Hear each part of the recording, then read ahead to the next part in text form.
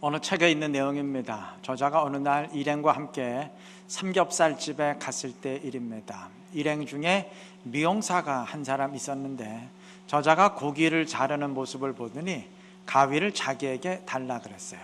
그리고 가위로 고기를 자르는데 그 솜씨가 가히 환상적이었습니다. 그 어떤 식당의 종업원보다도 솜씨가 탁월했어요. 저자는 문득 이런 생각이 들었습니다. 자신이 그동안 미용실에서 그 미용사에게 머리를 잘라왔지만 그때는 그 미용사의 가위질 솜씨를 의식하지 못했습니다. 직업이니까 그런 거죠. 덤덤하게 생각했어요. 그런데 유독 고기를 자르는 모습에 대해서는 놀라게 된 이유가 무엇일까요? 저자는 자신이 머리카락은 잘라본 경험이 없는 반면, 그렇죠, 미용사가 아닌 한 남의 머리 자를 일은 없겠죠. 고기는 많이 잘라보았다는 사실에 생각이 미쳤습니다. 원인은 거기에 있었습니다. 자신이 해본 일이라는 사실이 판단 기준이 되자 고기 자르는 솜씨가 눈에 확 들어오게 된 것입니다. 사람은 누구나 마찬가지예요.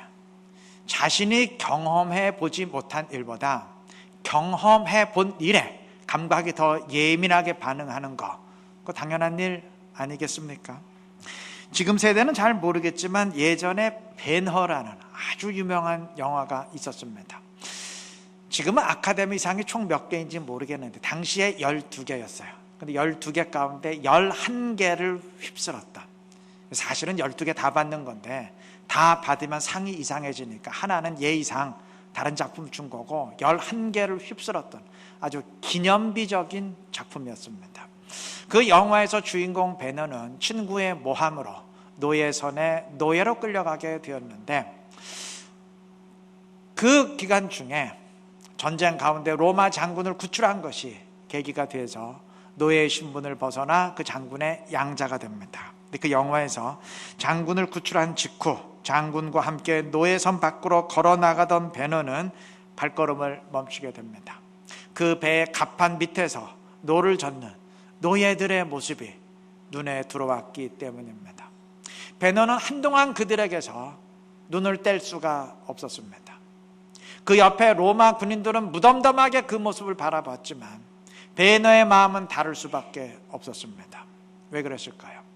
자기 자신도 바로 얼마 전까지 그 밑에서 노를 젓던 노예였기 때문입니다. 그들의 모습을 통해서 자신의 모습이 투영되었기 때문입니다. 영화에서 베너가 또 한 번 시선을 멈추는 장면이 있습니다. 장군의 양자가 된 이후 어느 날 십자가에 달리신 예수님을 보았을 때입니다. 이전에 그가 노예로 끌려가면서 사막을 통과할 때 인솔하는 군인들이 다른 노예들에겐 다 물을 주면서 유독 베너에게는 물을 주지 않았어요. 의도적으로 죽이려 했던 것입니다. 베너는 갈증으로 인해서 이제 사막에 쓰러져 죽게 되었는데 그때 문득 그에게 다가와 물을 건네는 사람이 있었습니다. 인솔하던 군인이 이를 보고 화가 나서 그를 제지하려 했지만 그의 얼굴을 보는 순간 감히 범접할 수 없는, 형언할 수 없는 위험을 느끼고 감히 제지하지 못했던 사람입니다. 그런데 그때 물을 건넸던 바로 그 사람이 십자가에 달려 있었던 것입니다. 베너의 시선은 놀라움에 얼어붙었습니다. 십자가의 죄수를 바라보는 그의 마음은 주변 군중들의 그 마음과는 다를 수밖에 없었습니다. 그분의 사랑과 그분의 위엄을 자기 자신이 몸소 체험했기 때문입니다. 여러분, 체험이 있는 사람은 반응이 다를 수밖에 없습니다. 로마 군병이 그 노예들을 바라보는 그 입장과 노예였던 베너가 그들을 바라보는 입장은 그건 다를 수밖에 없어요. 마음의 그 울림이 다를 수밖에 없습니다. 강렬하고 특별한 체험일수록 그렇습니다. 똑같이 예배를 드려도 주님을 체험한 사람과 그렇지 못한 사람은 마음가짐이 다릅니다. 똑같이 기도의 응답에 대한 설교를 들어도 기도의 응답을 체험하는 사람과 그렇지 못한 사람은 마음의 울림 자체가 다릅니다. 전도의 간증을 동일하게 들었어도 복음 증거의 현장에서 힘쓰고 애쓰는 사람과 아예 관심이 없는 사람은 다를 수밖에 없습니다. 어찌 같을 수 있겠습니까? 체험은 나의 신앙을 결정짓는데 절대적인 영향을 미칩니다.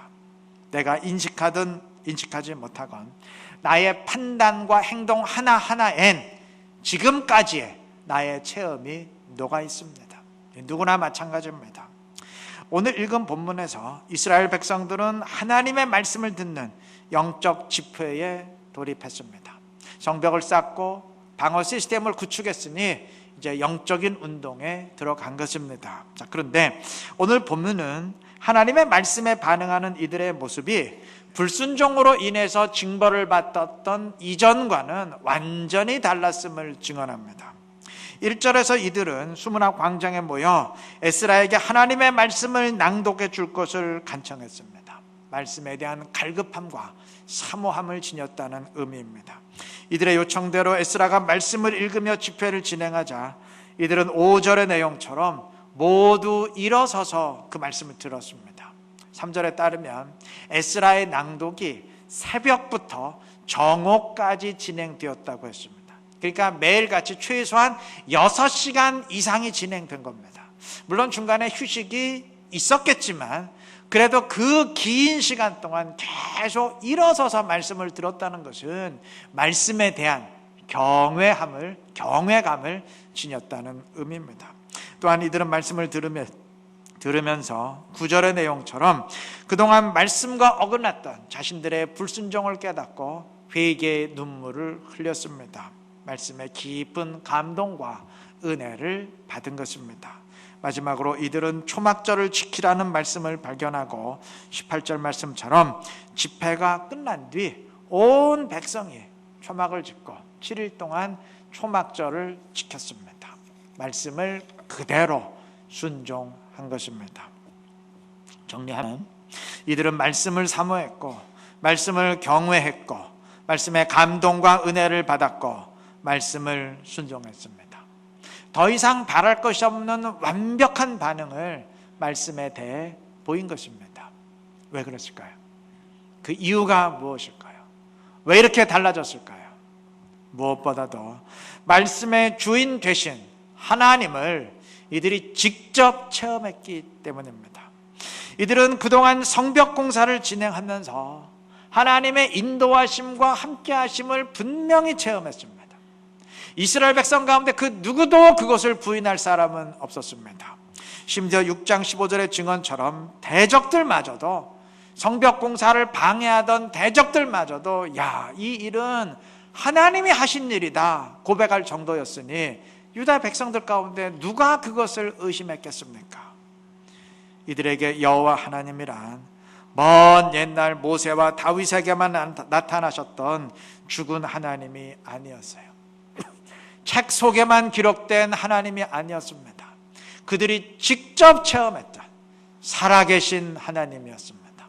그 하나님의 말씀이었기에 그 말씀이 이들의 마음에 울림이 되었고 온 마음 다해서 반응하게 되었던 것입니다. 체험이 있는 사람은, 하나님을 체험한 사람은 하나님의 말씀에 대한 반응이 다를 수밖에 없어요. 다를 수밖에 없습니다. 제가 이번에 이제 15일부터 26일까지 GP 선교회에 이제 국제회의에 참석했었습니다.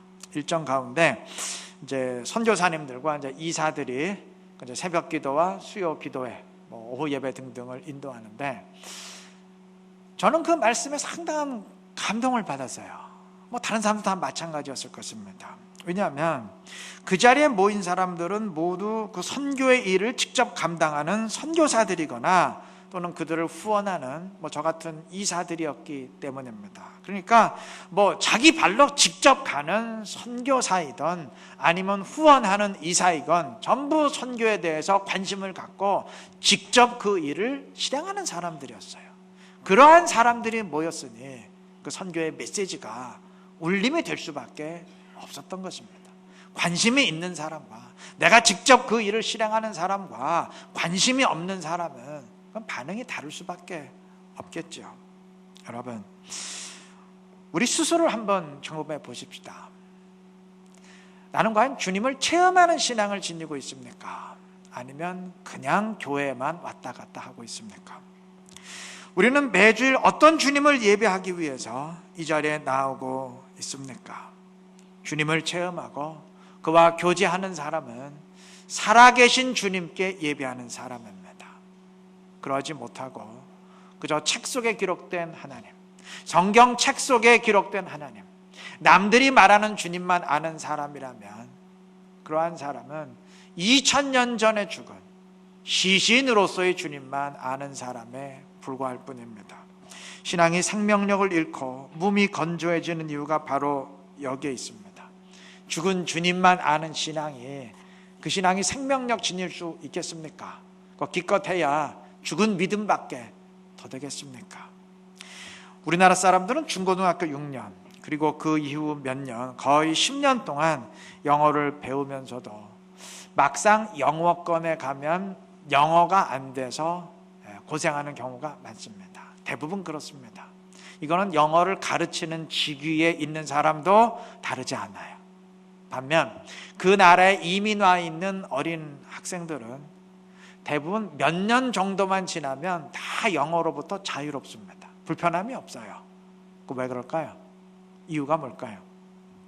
우리는 영어를 학교에서 배웠습니다. 책상에서 칠판과 책을 통해 공부했습니다. 반면 이민 온 아이들은 그 나라에서 살아가면서 부대끼면서 그 언어에 익숙해졌습니다. 그 차이예요. 책상에서 배운 언어는 그건 죽은 언어가 되고, 삶에서 부딪히며 습득한 언어는, 체득한 언어는 내가 사용할 수 있는 살아있는 언어가 됩니다. 여러분, 이건 언어만 그런 것이 아니에요. 신앙도 정확하게 마찬가지입니다. 책 속의 말씀을 통해서만, 성경의 기록을 통해서만 주님을 아는 믿음은 그건 죽은 하나님만 아는 죽은 믿음이에요. 그 믿음은 실존형이 되지 못합니다. 반면 삶에서 주님을 발견하고 체험하는 믿음은 살아계신 주님을 아는 산 믿음이 됩니다. 주님은 우리가 살아있는 믿음의 소유자가 되기를 원하십니다. 책 속에 기록된 하나님, 학습된 하나님이 아니고, 들어서 배운 하나님이 아니고, 내가 만나고 내가 경험하고 나와 함께하는 그 살아계신 주님을 알기를 원하십니다. 주님은 늘 우리와 함께하기를 원하시는 임마누엘의 주님이시기 때문입니다. 우리 스스로를 한번 점검해 보십시다. 내 믿음이 죽은 믿음인지 산 믿음인지, 내가 책 속의 주님만 알고 있는지, 목사가 설교해 주는 주님만 알고 있는지, 아니면 내 삶에서 나와 함께 하시는 주님을 알고 있는지, 체험이 있는 신앙인지 죽은 신앙인지 점검해 보시기를 바랍니다. 기도하십시다. 그러면 돼요. 그러면 주님이 우리에게 찾아오십니다. 주님을 체험하는 우리가 되어야 하지 않겠습니까? 그렇게 되시기를 바라요.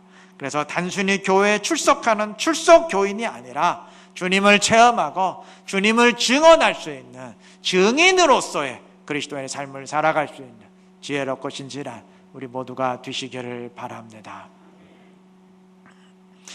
오늘 본문에서 백성들은 하나님의 말씀을 들려줄 것을 요청했습니다.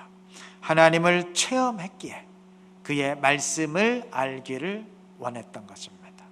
여러분, 저는 이것이 신앙의 순서라고 생각합니다. 하나님은 배워서 아는 것이 아니에요. 먼저 주님을 만나고 나에게 찾아오시는 주님을 체험하고 그와 함께하고, 그것이 먼저예요. 그 다음에 말씀을 통해서 주님은 이러이러한 것을 말씀하셨구나, 이렇게 주님이 약속하셨고 이 땅에 오셨구나, 그러니까 이론적으로 그 다음에 정립하는 겁니다. 실제적인 만남이 먼저고 이론의 정립은 나중이에요. 지식적으로 체계화하는 것은 그 다음입니다. 이 순서가 뒤바뀌면 안 돼요. 여러분, 우리가 말을 배울 때도 그렇죠. 우리가 말을 어떻게 배우나요? 먼저 살아가면서 말을 배우고 익숙해지죠. 살아있는 언어가 되죠. 그 다음에 학교에 들어가서 문법도 배우고 글 쓰는 법도 배우고 책상에서 배우고 그러지 않습니까? 이게 반대로 되면 뒤죽박죽이 되고 죽을 때까지 그 사람은 언어에 익숙해지지 않아요. 신앙도 마찬가지예요. 먼저 주님을 만나는 것이 우선이고 실제적인 체험이 먼저고 그 다음에는 말씀으로 진행해 가는 것입니다. 오늘 이스라엘 백성들의 모습이 그 순서를 우리에게 모범적으로 보여줍니다. 여러분, 하나님의 백성은 먼저 주님을 체험해야 되고 그 다음엔 말씀을 통해서 주님을 더 자세히 알아야 됩니다. 물론 성경 말씀으로만 주님을 아는 것은 심각한 문제지만 성경 말씀을 모르는 것은 더 심각한 문제가 될 수 있습니다. 살아있는 믿음을 지니자는 것은 말씀으로만 주님을 알지 말자는 얘기지, 말씀 필요 없다, 말씀을 통해서는 알 필요 없다, 그 얘기가 아닙니다.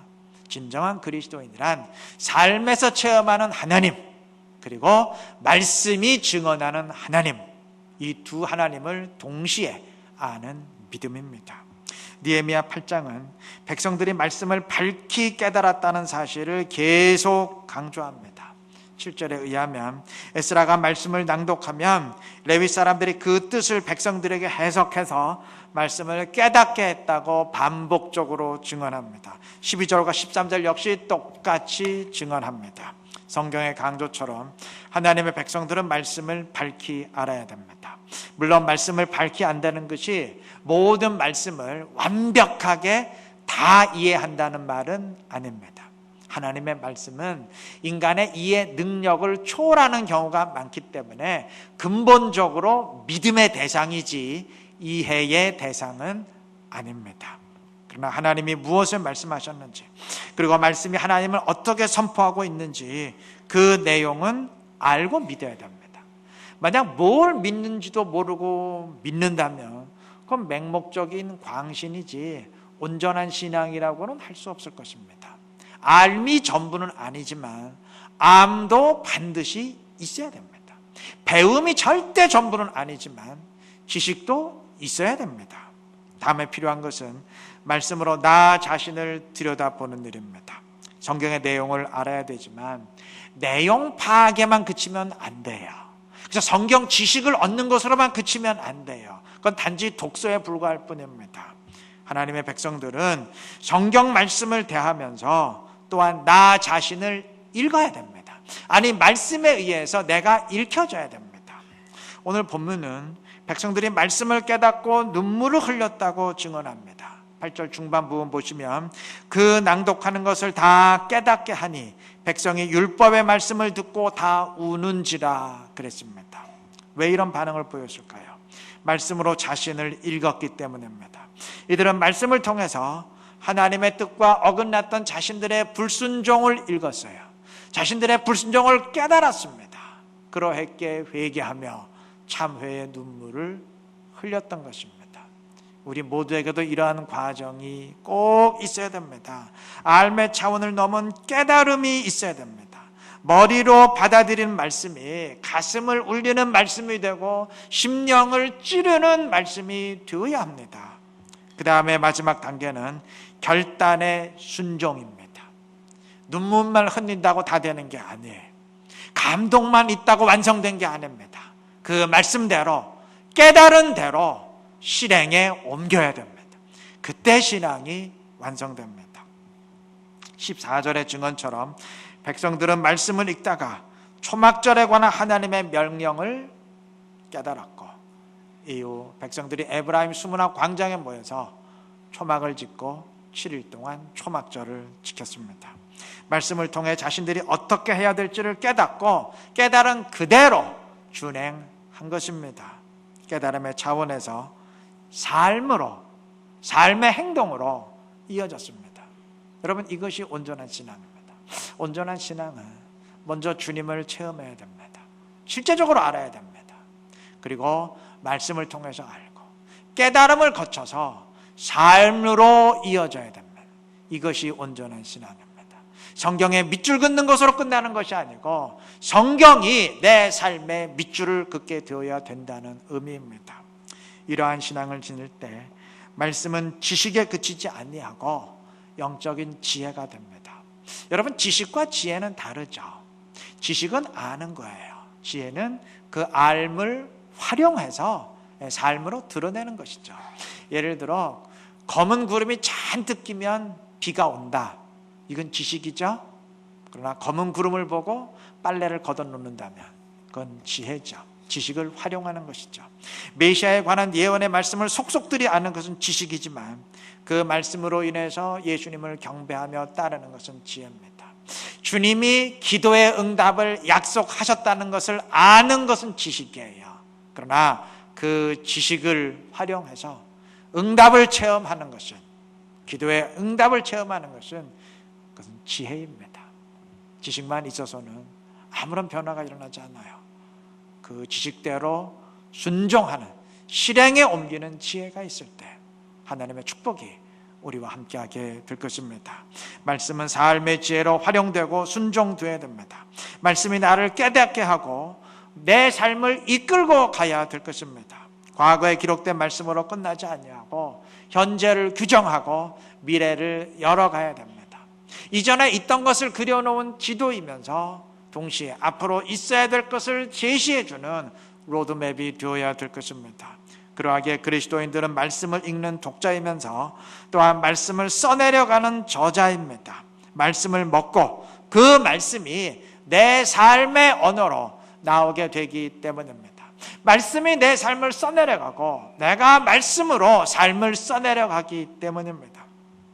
이러한 사람에게 성경 말씀은 죽은 말씀이 아니고 살아있는 말씀이 됩니다. 여러분, 하나님은 죽은 하나님이 아니시고 오늘도 살아계신 하나님이십니다. 살아계신 하나님을 믿고 살아있는 말씀을 믿는 살아있는 믿음 지니시기를 바랍니다. 그래서 주님과 함께 호흡하며 주님의 말씀을 이루어가는 생명력 있는 교회를 이루는 지혜롭고 진실한 우리 모두가 되시기를 바랍니다. 말씀을 맺겠습니다. 어느 광고인이 쓴 책은 도끼다 라는 제목의 책이 이제 베스트셀러에 몇 년 전에 올랐던 적이 있습니다.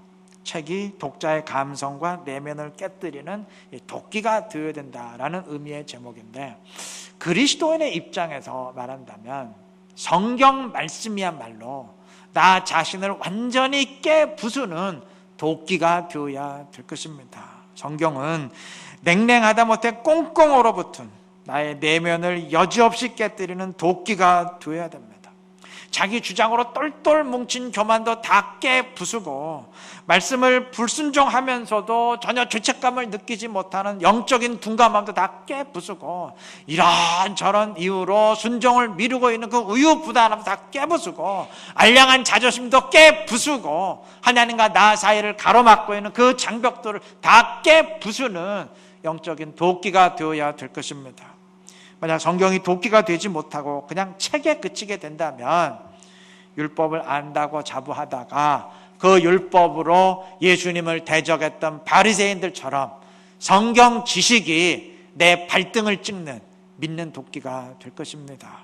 오늘 본문의 내용은 한마디로 말해서 말씀이 도끼가 된 이야기입니다.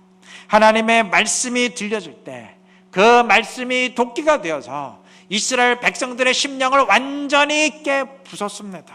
이스라엘 백성의 입장에서 말한다면 이들은 말씀에 의해 철저히 부서졌고 정복당했고 그러했기에 말씀 앞에 순복하고 말씀대로 순종하게 된 것입니다. 이들에게 말씀이란 살아계신 하나님의 살아있는 말씀이었기 때문입니다. 이들이 말씀에 이끌려 초막절 지킬 때 17절 중반 부분은 이들의 모습을 이렇게 묘사했습니다. 여호수아 때로부터 그날까지 이스라엘 자손이 이같이 행한 일이 없었으므로, 자, 여호수아 때부터 지금까지 이같이 행한 일이 없었다 그랬는데 이 말은 지금까지 이스라엘이 자신이 이전에 초막절을 지켰었습니다. 근데 초막절을 예전에도 지켰는데 왜 성경은 여호수아 때부터 지금까지 이런 일을 행한 적이 없다고 말했을까요? 이건 행사를 말하는 것이 아니고 이들 내면의 영성을 말하는 것입니다. 그동안 초막절 행사는 했었지만 이러한 진실된 심령으로 온전한 심령으로 행한 적이 없었다는 얘기예요.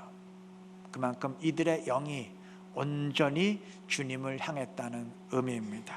우리 모두 명심해야 됩니다. 이들이 분명 이전에 초막절을 지켰어요. 초막절 지켜왔어요. 근데 성경은 지킨 적이 없다 그랬습니다. 초막절 행사만 했다고 그것으로 된 게 아니라는 얘기예요. 진실한 심령이 있어야 된다는 얘기입니다. 살아있는 믿음이 있어야 한다는 말입니다. 우리 모두 마찬가지예요. 내가 예수 10년 믿었고 20년 믿었어요. 그동안 예배 수백 번 드렸어요. 종교 행사도 아마 수백 번 했을 거예요. 근데 주님은 달리 말씀하실 수 있어요. 넌 나에게 예배한 적 없다 말씀할 수 있어요. 내가 그동안 얼마나 기도 많이 했는데요. 근데 주님은 말씀하실 수 있어요. 난 네 기도 들은 적 없다. 네가 언제 나한테 기도했냐. 내가 이날까지 목회했었는데요. 주님 말씀하실 수 있어요. 네가 언제 목회했냐. 그건 목회가 아니다 말씀하실 수 있습니다. 여러분, 우리 모두 명심하십시다. 살아있는 믿음을 지닌 사람은 신앙의 겉모습만 취하지 않습니다. 종교 행위만 하지 않습니다. 그 내면에 주님을 향한 온전한 심령이 있습니다. 주님은 그것을 꿰뚫어 보십니다. 가마솥이 검다고 밥까지 검은 것이 아닙니다. 경건의 모습이 있다고 경건의 능력까지 있는 것 아닙니다. 예배에 참여했다고 예배 드린 것 아니고 기도했다고 기도가 아닐 수 있습니다. 주님을 향한 진실된 심령에 주님을 향한 온전한 마음이 있어야 될 것입니다. 17절은 백성들이 크게 기뻐했다고 증언했습니다. 말씀을 들으며 흘렸던 이들의 눈물이 기쁨으로 변했습니다. 주님이 이들과 함께 하시고 이들을 어루만지신 증거입니다. 살아있는 믿음을 지닌 사람은 자신과 함께하는 주님, 자신에게 찾아오시는 주님을 체험하는 사람들이기 때문입니다. 이러한 믿음, 살아있는 믿음 지니시기를 바랍니다. 그래서 살아계신 주님과 함께하면서 주님의 뜻을 이루어갈 수 있는 지혜롭고 신실한 우리 이루는 교회 모든 성도님들 되시기를 그리스도의 이름으로 축원합니다.